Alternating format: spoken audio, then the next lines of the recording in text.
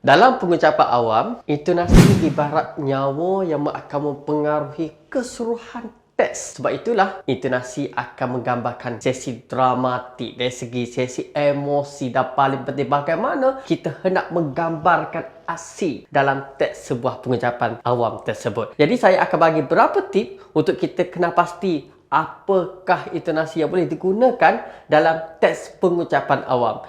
Pertama, apabila kita bercakap di peringkat permulaan, iaitu dari segi pendahuluan, kita disarankan gunakan intonasi spontan ataupun intonasi casual. Jangan kita tiba-tiba dah masuk pendahuluan, dah bergegar.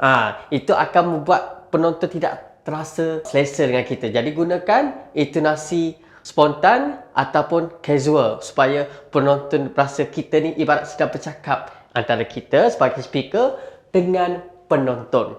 Kedua, semasa intonasi dramatik, pastikan anda mula menggunakan intonasi suspense dramatik dengan kita menggunakan suara kita berdasarkan gambaran teks tersebut. Contohnya, dalam teks tersebut kita hendak menggambarkan dramatik bagaimana berpuluh-puluh orang meninggal dunia disebabkan oleh kekilafan nuklear. Contohnya, dalam kehidupan kita ini, pelbagai masalah yang kita sedang hadapi. Termasuklah dalam isu perang nuklear. Begitu ramai yang telah meninggal dunia akibat satu button sahaja disebabkan senjata nuklear.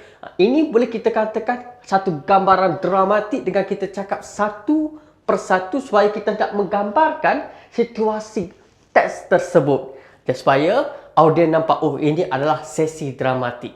Dapat? Untuk ketiga, intonasi emosi.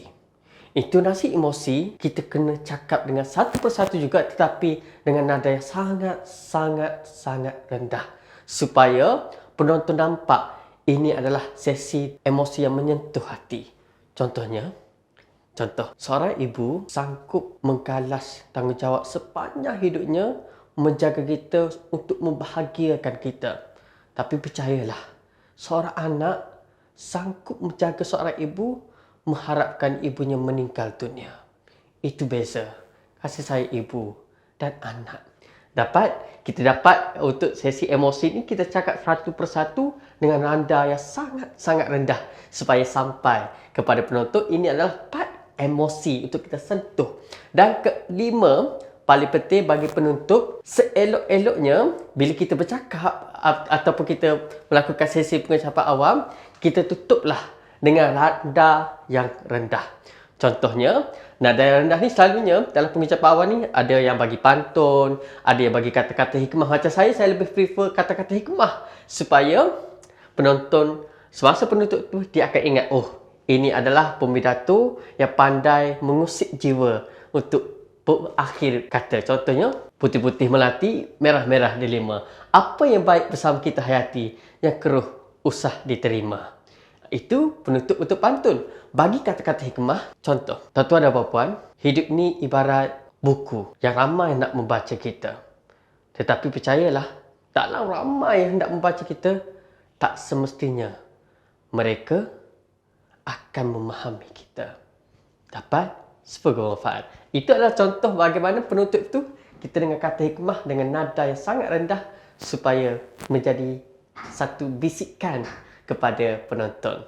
Okey, itu saja untuk modul ketiga tentang intonasi. Dapat? Semoga bermanfaat.